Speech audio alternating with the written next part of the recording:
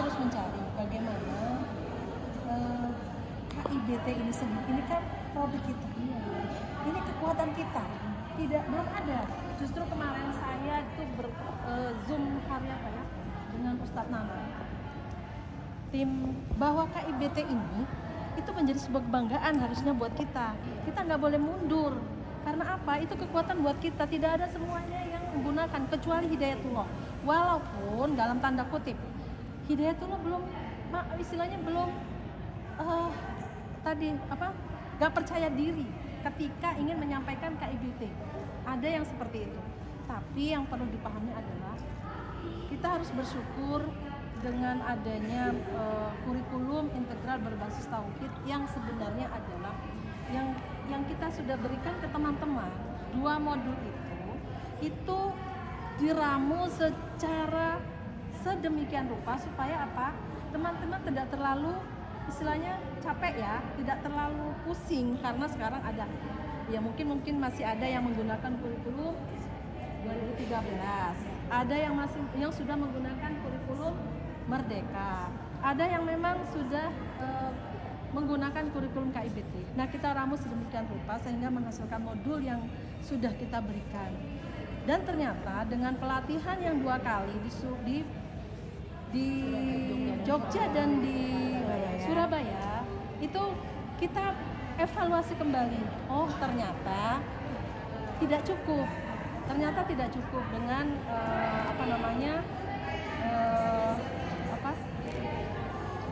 pelatihan itu hanya sebatas itu gitu ya. Kita gali kemarin, kita rapat beberapa kali. Kita gali kembali, maka untuk tahun ini kita dari pelatihan 2 tahap kemarin kita akhirnya karena tim BPMP itu hanya 5 orang ya. Sekolah yang dipantau itu secara manual itu ada 276. Secara Dapada, nah ini juga mungkin yang dikuatkan. Banyak teman-teman yang belum mengisi Dapada. Kalaupun mengisi Dapada itu tidak aktif. Tidak aktifnya apa? Di sana hanya mencantumkan nama kepala sekolah. Muridnya kosong, jumlah gurunya kosong, ininya kosong. Saya tidak akan mengaktifkan kalau tidak ada admin minta ke saya atau ke operator pusat. Ketika ada Bu, tolong diaktifkan nomor email saya ini. Dan ketika mengisi, saya akan bisa pantau. Oh, Surabaya 120 anak, jumlah guru 80 misalnya. Terus pegawainya sekian. Saya bisa pantau, saya bisa baca semuanya. Dan akhirnya kemarin sebelum rakernas ini dilaksanakan, dari Depdik pusat minta berapa jumlahnya.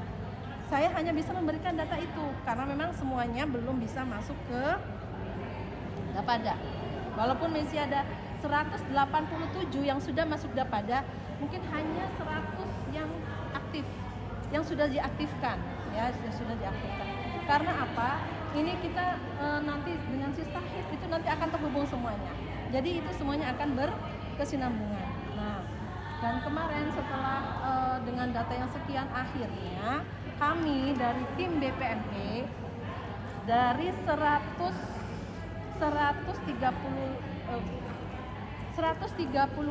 sekolah yang mengikuti kemarin, akhirnya kita pilih ada sekitar 27 sekolah pilot project. Sekolah pilot project ini yang kemarin kita sudah sampaikan bahwa ini akan menjadi perpanjangan PP. Yang nanti akan yang sudah pendamping, ada pendampingnya masing-masing.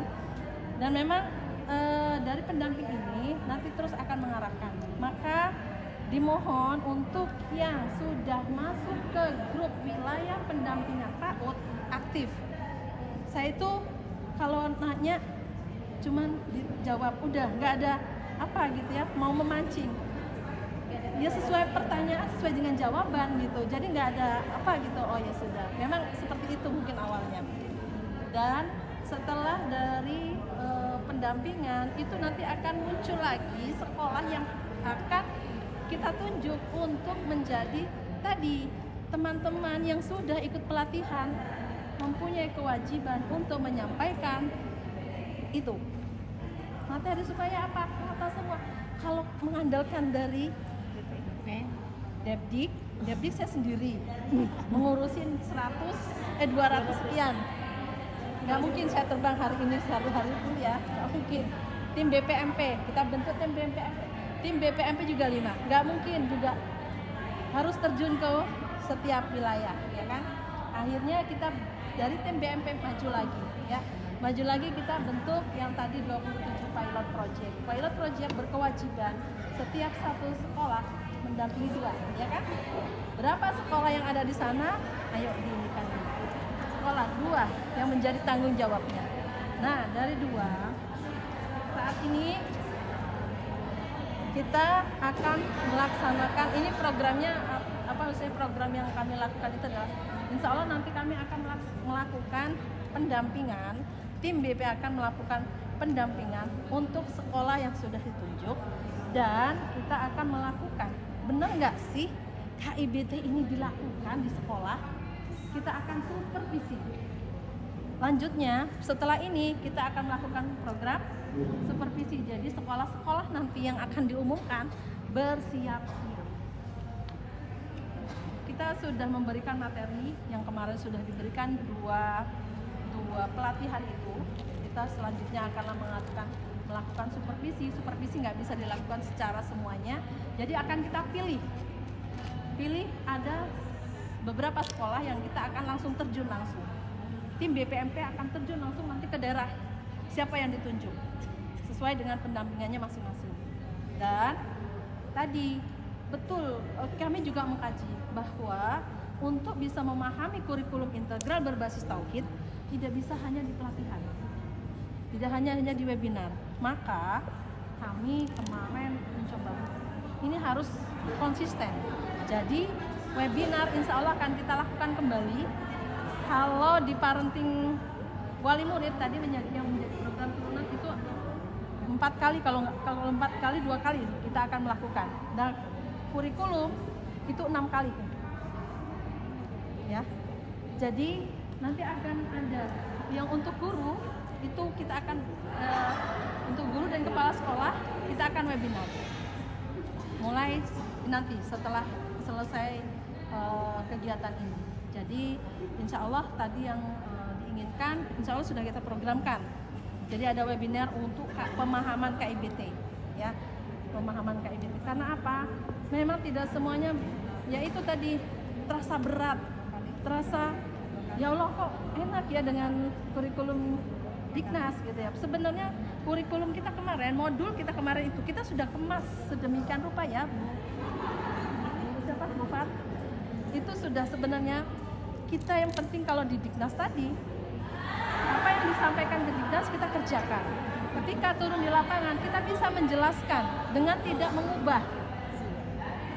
Yang penting kita percaya diri, ya, percaya diri bahwa kurikulum KIBT itu kurikulum yang masya Allah luar biasa. Kalau kita bisa memberikan ini ke seluruh sekolah kita, itu menjadi sesuatu yang dahsyat. Karena apa? Ustadz Nanang bilang, suatu saat saya sampai merinding.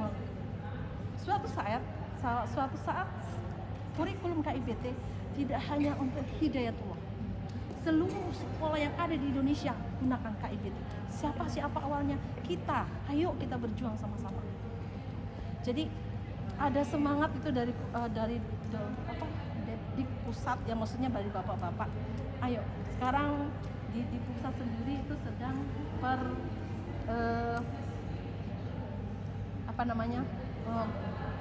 insya Allah kan ada sebuah terbit buku. Kalau kemarin kan sudah ada yang pendidikan integral berbasis tauhid, tapi itu direvisi karena ada masukan-masukan lagi ya, karena kita pernah dikumpulkan dan kita banyak memberikan masukan bahwa kurikulum integral berbasis tauhid itu tidak bisa hanya dari langsung level SD, TK, level SD, SMP, SMA atau perguruan tinggi. Kita harus mulai dari bawah. Dari bawahnya siapa? Dari mulai memilih pasangan itu. Kalau kita mau gali gitu kan, memulai dari memilih pasangan harus seperti apa? Melahirkan generasi Qur'annya seperti apa yang mau kita arahkan ke sana.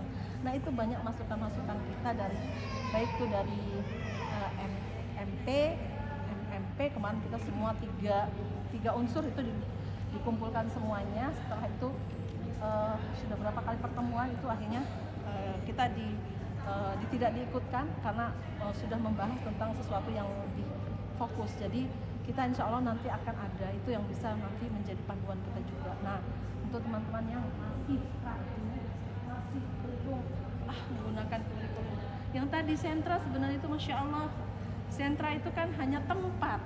Bagaimana? Ini kekuatannya ada di guru. Kekuatan itu hanya di guru. Guru kekuatannya ada di kepala sekolah. Kepala sekolah. Itu yang Jadi